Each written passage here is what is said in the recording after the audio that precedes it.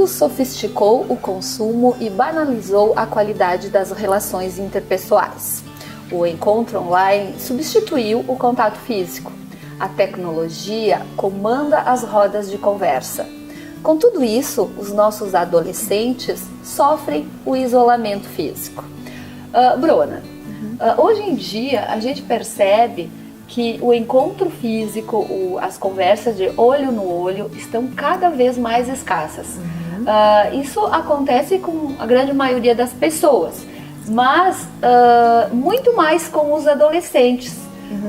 O que eles sofrem com tudo isso? De que forma eles sofrem com tudo isso? É importante que a gente entenda também que o isolamento é uma característica importante também da adolescência. Então, todos os adolescentes em algum momento se trancam no quarto, seja para ouvir música, seja para falar com alguém na internet. Mesmo antes da internet também se isolavam no quarto, escreviam nas paredes, colavam pôsteres faziam agendas, diários, né? É uma característica da adolescência. Por quê? Porque o isolamento ele permite a reflexão. E o adolescente ele está nesse momento de reflexão como um todo. Por isso que às vezes ele sente bastante tristeza, porque a tristeza tem esse papel na nossa vida. A tristeza faz com que a gente reflita sobre a vida. Então o adolescente tem esse momento de isolamento justamente para refletir sobre a vida. O importante é que a gente entenda que o isolamento excessivo, como tudo na vida, é o que deve ser um alerta. A gente precisa estar em contato com o adolescente para entender o que afinal de contas ele faz no celular, com quem ele conversa, porque a internet acaba deixando o adolescente um pouco mais em vulnerabilidade, né? Ele vai aprendendo a se defender ao longo do tempo? Sim, consegue. Todos nós aprendemos. Mas, ao mesmo tempo, nesse momento de vida, ele está bastante vulnerável às influências de outras pessoas que não têm cara, né? Mas que estão atrás de alguma rede social ou algo do tipo. E de que forma, assim, os pais podem cuidar disso?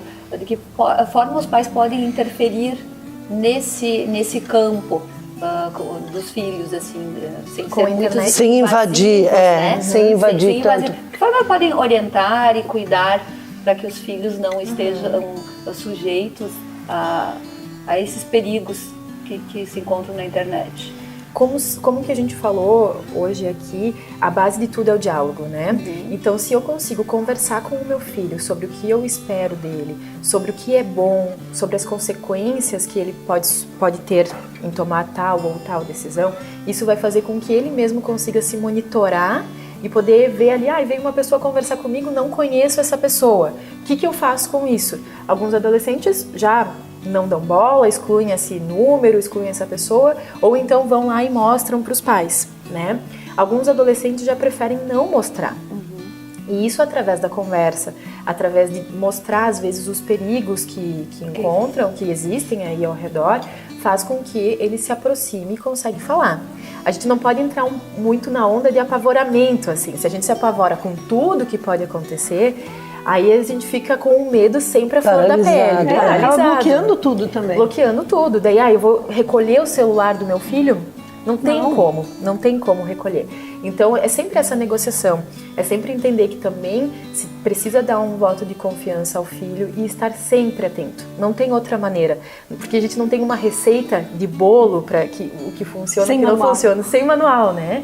Então, estar sempre atento é a melhor das opções, né? E esse diálogo que eu falava é um diálogo que é construído, de novo, lá na infância, com tudo, né? E na adolescência ainda mais forte, para que o adolescente sinta que não são só imposições dos pais, do tipo, eu vou ver o teu celular. Não, eu preciso ver o teu celular pra gente entender o que tu tá fazendo, para eu sentir mais confiança em ti e assim por diante. Bruna, uma coisa, agora que tu falou, quanto % os pais devem ser amigos e quanto eles devem ser pais do adolescente? Isso é difícil mensurar, né? É difícil ter uma porcentagem. Mas quanto mais ou menos, porque assim, se tu for muito amigo do teu filho, você vai ser relapso na parte de ser pai. E ao contrário também, né? Claro. Ser pai em primeiro lugar, né? O amigo vem junto com ser pai, né? Então, o amigo, o que significa? É eu poder conversar com o meu filho, é eu poder entender ele, né? Não só impor regras, impor leis dentro de casa. Então, ser pai, em primeiro lugar, junto com a amizade. Porque a amizade vai proporcionar um estabelecimento de confiança entre os dois. No sentido que eu entendo o adolescente e o adolescente pode entender o meu lado. Já que essa relação de empatia é muito difícil também na adolescência. Então a gente vai desenvolvendo junto com eles, né? De o adolescente entender o que eu sinto, mas eu também, como adulto, entender o que o adolescente porque sente. existe muita medo, né? Porque existe muita coisa assim, a gente peca. Sempre. Muito. Ninguém vai acertar tudo. Porque a gente, na verdade, eu acho que eu cometi esses erros também, ainda mais agora, passado o tempo, a gente nota o quanto errou. Porque você, num momento, você chega e diz pro teu filho que você quer atitude de adulto, mas em cima de ombros de criança. Não é verdade? Que na verdade, eu acho que muitos pais erram porque eles querem ser muito amigos dos filhos, Isso. né? Então a gente não é que nem vocês estavam falando. Eu acho que a gente nunca deve esquecer que pai principalmente e mãe, menina, né, pai e mãe, a gente é amigo, sim, mas o nosso papel enquanto pais e mães, a gente tem que fazer. Tem que fazer. De educar, né? De educar, de orientar, de impor limites, porque muitos pais estão sendo muito permissivos, né? Isso. E às vezes também compensando a falta de tempo por trabalhar muito fora de casa, com presentes, com coisas materiais, com permissividade. E permitir tudo. Então, assim, isso é muito comum a gente perceber, ainda mais nós que trabalhamos em escolas, com educação, que hoje em dia, assim, as crianças não têm limites, não têm valores. Que triste isso. Né? Então, qualquer problema que ocorre na escola, já que eu estou dando exemplo da escola, muitas vezes os pais protegem os seus filhos. Eles acham que protegendo os filhos de uma atitude errada dos filhos, eles estão sendo mais amigos dos filhos, estão dando botando mais a mão amor. na cabeça, então, eu acho que o erro grande está nisso. Eu acho que dizer, falar, reconhecer alguns erros não é problema. Na verdade, é algo que proporciona o desenvolvimento realmente. Então, as mães, os pais, dizerem que realmente erraram ou erram, isso não é problema. E às vezes a tentativa de ser amigo ou de abafar qualquer comportamento negativo do filho é para os pais não perceberem que eles estão errando, né? Então eu protejo meu filho para não me colocar na responsabilidade de assumir que eu errei, que eu errei, né? Então às vezes transferem para a escola ou transferem para os professores ou para os próprios adolescentes uma responsabilidade que às vezes é dos pais. Mais fácil passar a culpa para outra pessoa. Exato. Por isso que a gente pode e deve assumir os erros para poder ir se desenvolvendo ao longo do tempo. Né? E outra coisa que a gente vê muito também, né, Bruna, que você fala aqui no momento, você fala os pais, tá? Que bom se fosse sempre assim. Que bom se fosse pai e mãe junto. Só que como a gente vê a mãe, né, fazendo coisas escondidas do pai, ou o pai permitindo coisas, principalmente para o filho menino, escondidos da mãe. Isso eu acho que é uma das piores fórmulas. Mas tu vê em pessoas o pai assim, dá uma ordem, a mãe dá uma ordem isso, ou faz isso, ó, não conta pro pai, não conta pro teu pai.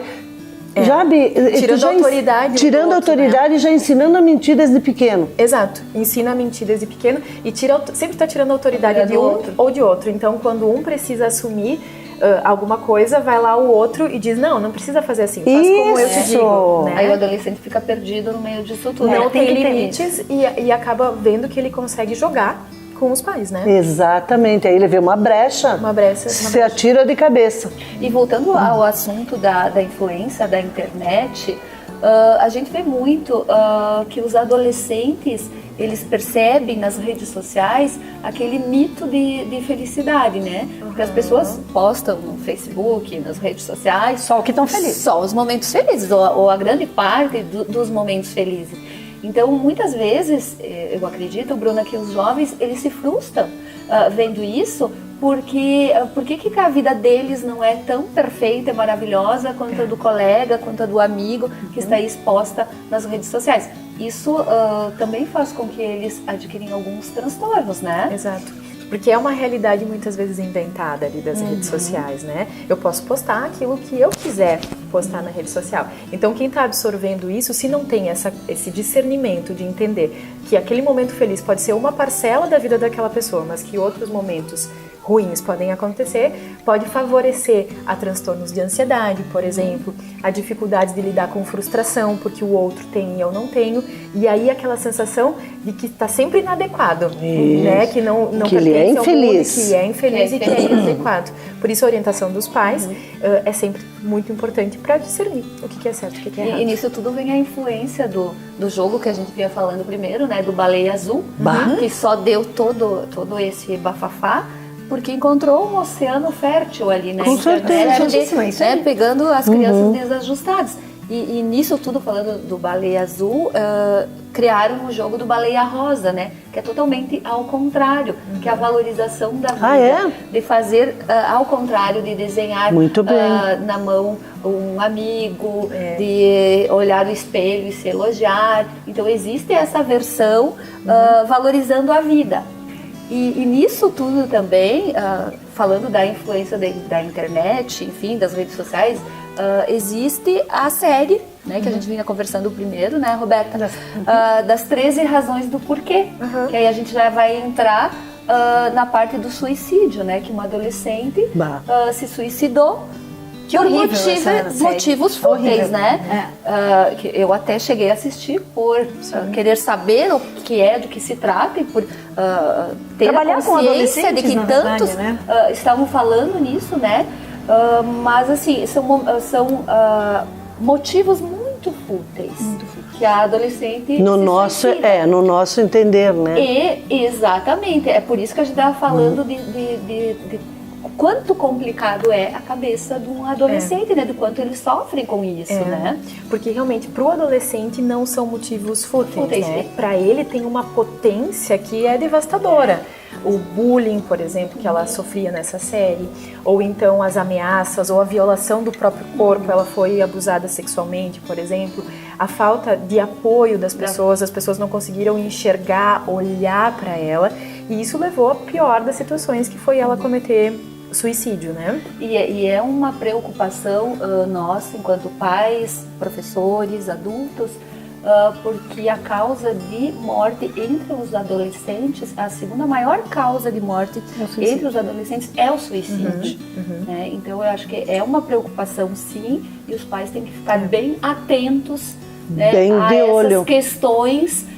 E também, se não conseguir sozinhos, né, procurar profissionais para saber como lidar com essas situações. A vida reserva a todos momentos de acertos e desacertos. Muitas vezes, mesmo agindo para que tudo corra bem, são inevitáveis os tropeços. Esta dualidade faz parte da criação dos filhos. Não há uma regra pronta, uma receita única e garantida. Por isso, o desafio é enorme. O certo é que é preciso estar próximo deles, saber ouvi-los, impor limites, dar liberdade e apoiá-los.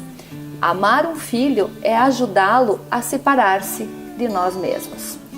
Bruna, nós queremos te agradecer pela presença no nosso programa.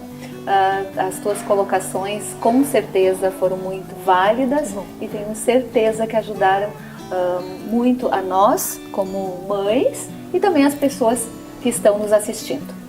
Eu que agradeço o convite, principalmente, de novo, por falar de uma fase que é tão complexa, mas é tão bonita ao mesmo tempo, porque é uma fase de muita descoberta. Por isso que eu acho que o recado final é que a gente tem que valorizar nos nossos filhos, adolescentes, o que eles têm de bom. E não só nos prepararmos para uma luta de comportamentos ruins que vão vir, mas de plantar desde lá da infância sementinhas de valores bons, de capacidades, e valorizar essas capacidades das crianças até chegarem na adolescência e continuar regando essa sementinha para eles perceberem o quanto eles têm de capacidades, o quanto têm de habilidades e quanto de amor a gente pode dar para eles. Não só se preparar para uma luta em que os pais têm o domínio sobre os filhos. Na verdade, é uma grande negociação a vida inteira. Com isso, encerramos o programa Mulheres aqui no Espaço Prisma e esperamos vocês na próxima semana no nosso bate-papo. Muito obrigada pela companhia e até a próxima semana.